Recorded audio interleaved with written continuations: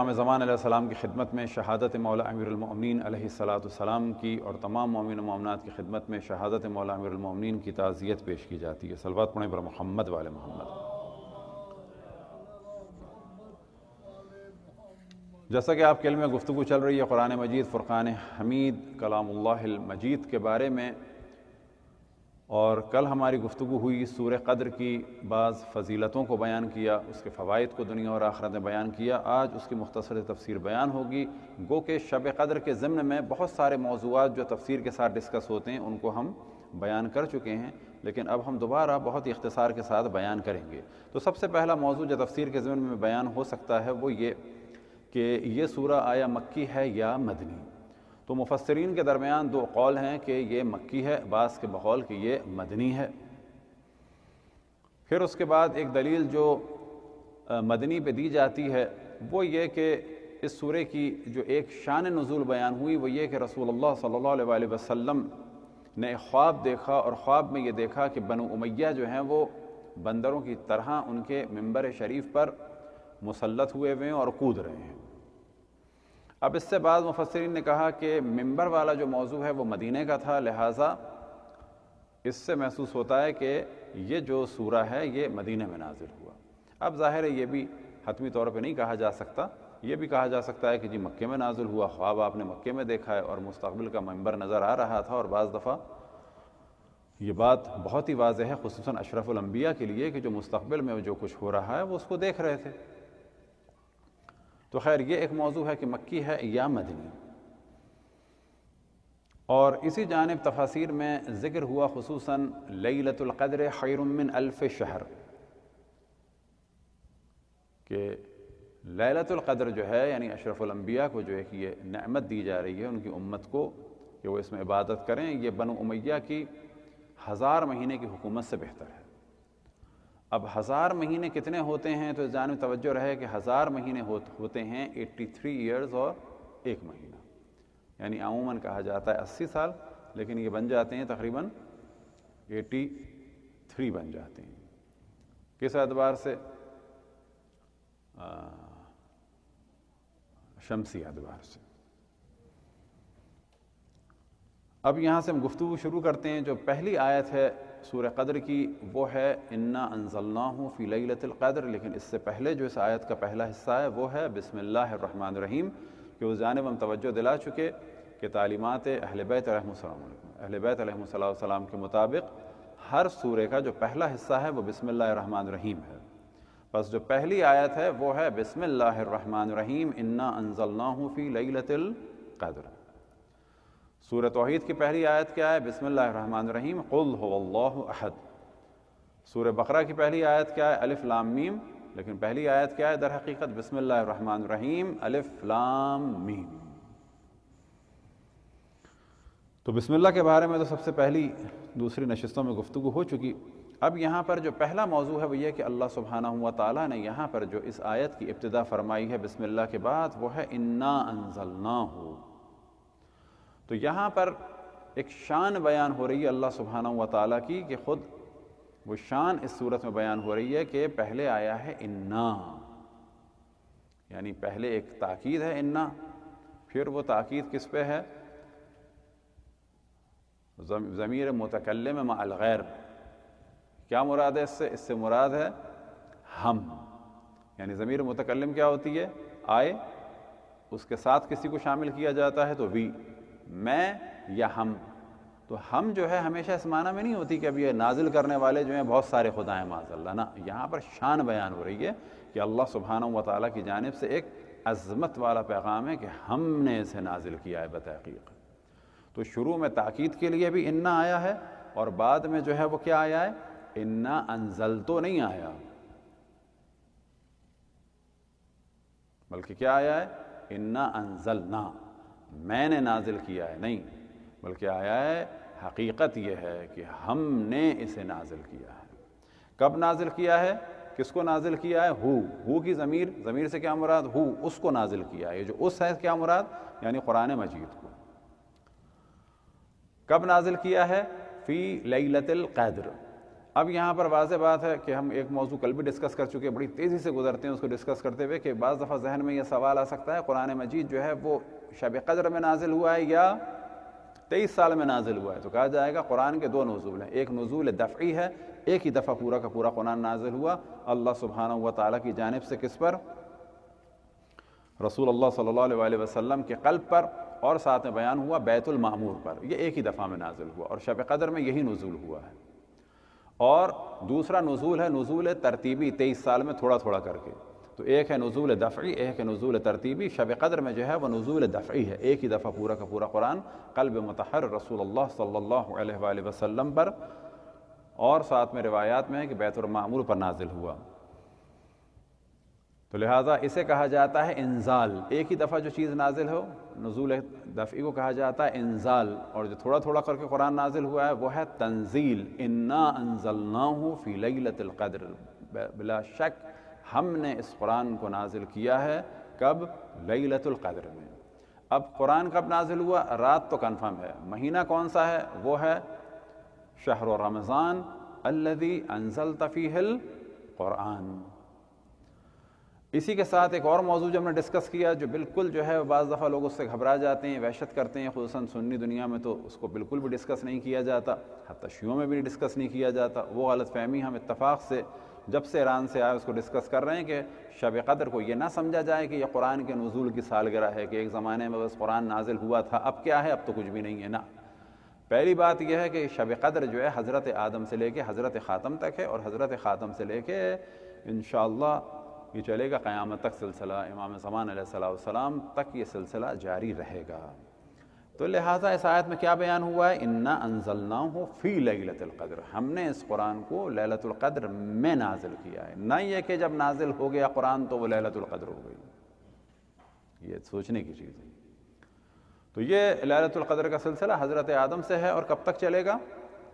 امام زمان علیہ السلام سے، اور اس بارے میں جو روایت تھی اس کو ہم تفصیل سے بیان کر چکے۔ اس وقت بھی تبرکاً اس روایت کو جو ہے تھوڑا سا پڑھ دیتے ہیں۔ صلوات پڑھیں پر محمد والے محمد۔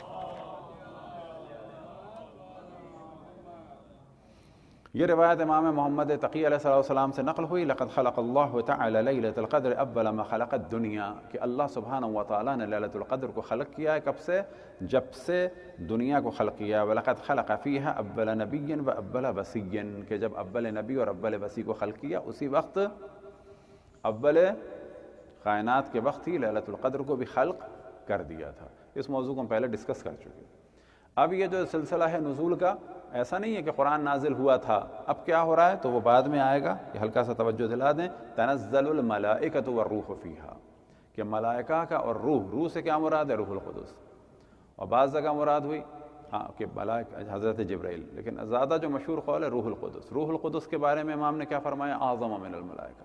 بس شب قدر کا جو اصل موضوع ہے کہ قرآن نازل ہوا تھا، لیکن اس شب قدر میں اور اب جو شب قدر ہیں ان میں ملائکہ کو نزول ہو رہا ہے امام زمان علیہ السلام کی خدمت اقدس میں۔ اب یہاں پر اس کی اہمیت کو بتانے کے لیے جو ارشاد ہوا وہ کیا ہے؟ اگلا جملہ، اگلی آیت کیا ہے؟ وَمَا أَدْرَاكَ مَا لَيْلَةُ الْقَدْرِ، اور تم کیا جانو کہ لیلۃ القدر کیا ہے؟ اب یہاں پر مراد یہ نہیں کہ رسول اللہ صلی اللہ علیہ وآلہ وسلم نہیں جانتے کہ لیلۃ القدر کیا ہے، مراد یہ ہے کہ انسان بعنوان انسان جو ہے وہ نہیں جانتا کہ لیلۃ القدر کیا ہے۔ اب یہاں پہ افضلیت بتائی جا رہی، فضیلت بتائی جا رہی ہے کہ لیلۃ القدر کیا ہے۔ لہذا جناب سیدہ سلام اللہ علیہ کے بارے میں بھی بعض روایتیں ان کو نسبت دی گئی ہے کس سے؟ لیلۃ القدر سے، کہ جناب سیدہ سلام اللہ علیہ لیلۃ القدر ہیں۔ مراد کیا کہ جس طرح سے لیلۃ القدر کی اہمیت اور حیثیت کا کسی کو اندازہ نہیں ہے عالم اسلام میں سوائے رسول اللہ صلی اللہ علیہ وآلہ وسلم اور باقی معصومین علیہم السلام کو، بالکل اسی طریقے سے جناب سیدہ سلام اللہ علیہ کی عظمت کا بھی کسی کو اندازہ نہیں ہے، تو نسبت دی گئی ہے کہ وہ لیلۃ القدر کی طرح سے ہیں۔ وَمَا أَدْرَاكَ مَا لَيْلَةُ الْقَدْرِ، یعنی کوئی اس کی حیثیت کو نہیں سمجھ پاتا۔ لیلۃ القدر خیر من الف شہر، لیلۃ القدر 1000 مہینوں سے بہتر ہے، یعنی ایک رات 1000 مہینوں سے بہتر ہے۔ اب کیا ہے کہ ایک رات میں جو اعمال ہیں وہ 1000 مہینے سے بہتر ہیں۔ کوئی صدقہ دیتا ہے تو اس رات میں بہتر ہے، کوئی عبادت کرتا ہے تو اس رات میں بہتر ہے، کوئی محض جاگتا ہے اللہ سبحانہ و تعالیٰ کے لیے اس رات میں بہتر ہے، کوئی اور عبادت کرتا ہے. جو بہترین ایک عبادت ہے وہ ہے استغفار، کہ کثرت سے ہم اللہ سبحانہ و تعالیٰ کی بارگاہ میں کیا کریں؟ استغفار کریں. استغفر اللہ ربی و اتوب الیہ. اور اگر عربی میں نہ کر سکیں اپنی زبان میں کریں کہ یا اللہ تو مجھے معاف فرما، یا اللہ تو مجھے معاف فرما. دعائیں کیا کریں؟ اپنی مغفرت کی کریں، یا اللہ تو ہماری عاقبت بخیر فرما. اور کیا دعا کریں؟ ہمارے آباء و اجداد تمام مومن و مومنات کی عاقبت بخیر فرما. اور سب سے اہم دعا کیا ہے؟ امام زمان علیہ السلام کے ظہور میں تعجیل کے لیے دعا ہو.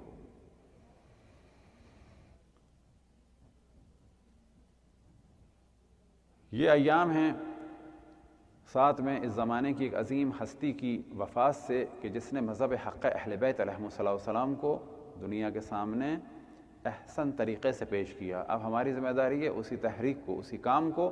کون سی تحریک، کون سا کام؟ عام طور پر لوگ سمجھتے ہیں بس ہم بھی ہر جگہ انقلاب لے آئیں، بس امریکہ میں بھی انقلاب لے آئیں، کینیڈا میں بھی لے آئیں. نا، انقلاب یہ ہے کہ شیعت کی معرفی کریں. شیعت کیا ہے؟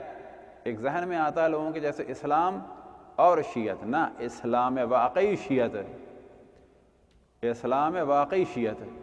اس کو پھیلائیں دنیا کے سامنے، اس کو ڈسکس کریں، اس کا مذاق نہ بننے دیں. کسی بھی اعتبار سے اس کا مذاق نہیں بننے دینا چاہیے، اس کو ٹوکنا چاہیے. بعض دفعہ لوگ سینسٹیو ہو جاتے ہیں کہ جی یہ کیوں کر دیا. یہ ہر چیز سے افضل جو ہے اسلام ہے. اسلام کیا چیز ہے؟ یہ شیعت ہے، تعلیمات قرآن و اہل بیت. جو سب سے اہم کام کیا ہے؟ اس کا دفاع کیا جائے، اس کا مذاق نہ بننے دیا جائے. مومنین سے گزارش ہے کہ امام خمینی کے درجات کی بلندی کے لیے، تمام علماء کرام مراجع اعظام کے درجات کی بلندی کے لیے بر محمد وآل محمد صلوات.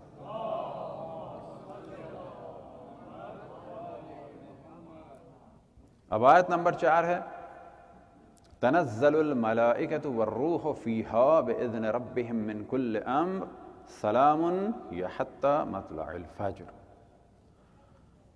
اگر شروع کی آیات پہ توجہ دیں تو کیا ہے؟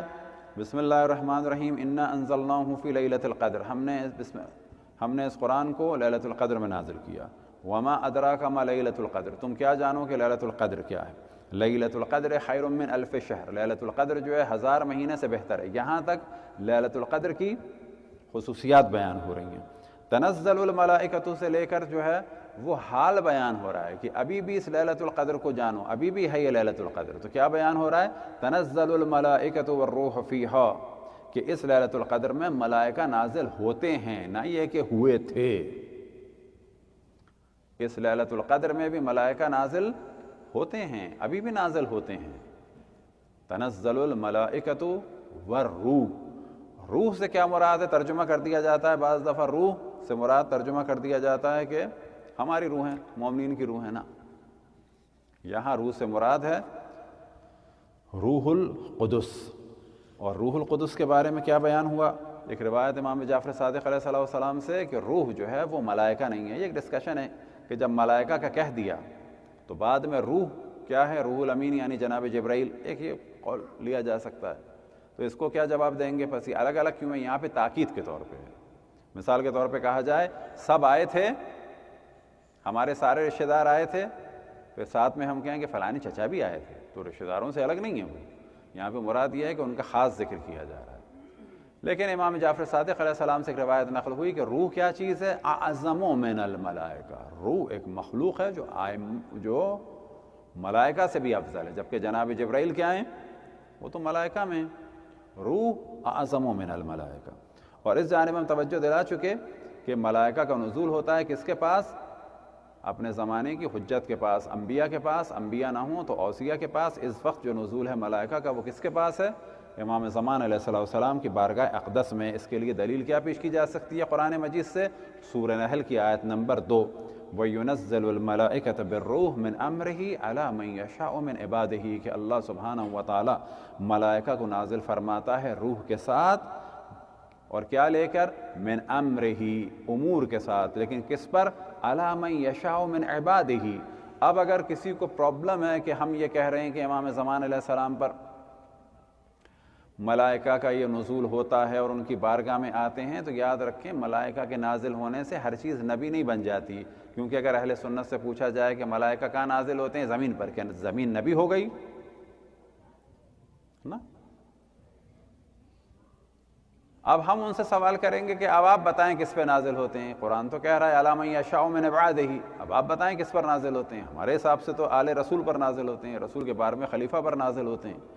اب یہ آپ کو بتانا ہوگا کہ وہ علی من یشاء من عبادہ، وہ عبد خدا کون سا ہے جس پر ملائکہ کا نزول ہوتا ہے۔ اور جو روایت ہم نے بیان کی اور پھر آج اسے بیان کریں تاکید کے لیے کہ جب شب قدر کے بارے میں امام جعفر صادق علیہ السلام سے ایک نے پوچھا کہ آپ کو پتہ چلتا ہے کہ شب قدر کیا ہے؟ تو آپ نے کیا فرمایا؟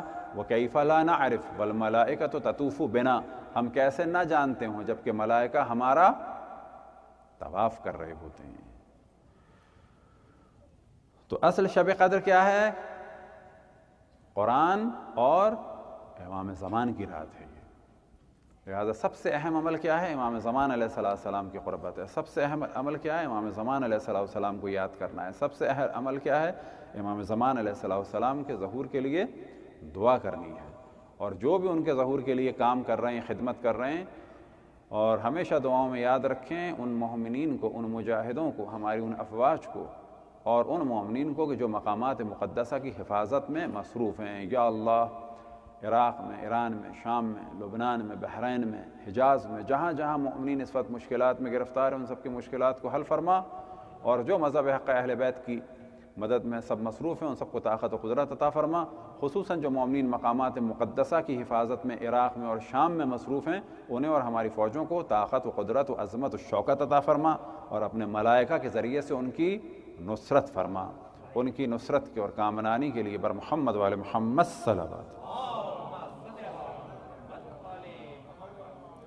اب یہ ملائکہ جو ہیں کس کے اذن سے نازل ہوتے ہیں؟ اللہ سبحانہ و تعالیٰ کے اذن سے۔ اور کیا لے کے آتے ہیں؟ من کل امر، تمام امور اللہ سبحانہ و تعالیٰ کی جانب سے لے کے نازل ہوتے ہیں۔ یہ رات سلامتی کی رات ہے، کب تک؟ سلام ہی حتی مطلع الفجر، یہ سلامتی ہی سلامتی ہے، کب تک؟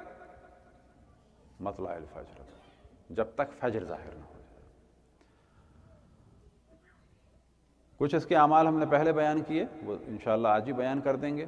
بس جتنا ہو سکے، اور کار خیر میں بھی ہمیشہ مدد دیں، اپنے والدین کے لیے نیکی کریں، اور اعمال شب قدر بڑے اہم ہیں، لیکن اس چیز کو ہم بڑا کھل کے کہتے ہیں۔ اگر کسی کے ماں باپ انتظار کر رہے ہیں تو ان کے پاس جا کے سونا زیادہ بہتر ہے یا ساری رات عبادت کرنے سے۔ اگر کسی کے گھر میں کوئی بیمار ہے، اس کی خدمت بہتر ہے یہاں آنے سے۔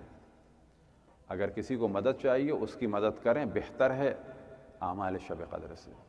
اگر کوئی جانتا ہے کہ اس کی بیوی اس وقت حاملہ ہے یا پریشان ہے یا تنہا ہے، اس کی خدمت بہتر ہے یہاں پر یہ زیارتیں پڑھنے سے، سارے کام سے۔ اسلام کی جو اصلیت ہے، جو حقیقت ہے، وہ کیا ہے؟ اللہ، رسول اور ائمہ علیہ السلام کے بعد واجبات پر عمل کرنے اور حرام سے بچنے کے بعد اللہ کی مخلوقات کا جو ہے وہ خیال رکھا جائے۔ نہ یہ کہ بعض دفعہ ہم مومنین کو کراچی میں بھی ٹوکتے تھے، کہتے تھے نا واپس جاؤ، زیادہ بہتر ہے۔ پتہ چلا جی کراچی آئے ہوئے ہیں کسی گاؤں سے یا شہر سے، دوسرے شہر سے جاب کے لیے، ایسے بھی کیسز ہیں۔ تنہا بیوی ہے، اس کا کوئی بھی نہیں ہے کراچی میں، وہ اعتکاف میں بیٹھے ہیں۔ ہم نے کہا نا بابا، یہ اعتکاف وغیرہ تمہاری چیز نہیں، تمہارا اعتکاف گھر پہ ہے۔ اسے کس بیس پہ گھر پہ چھوڑا ہے ایک کم عمر خاتون کو؟ اللہ کے لیے۔ اللہ نہیں پسند کرتا ایسی چیز۔ یا تو ایسی جگہ اعتکاف میں بیٹھو جہاں پر لیڈیز کا بھی ہو، جینٹس کا بھی ہو۔ تو یہ انسانیت کو سمجھیں۔ اللہ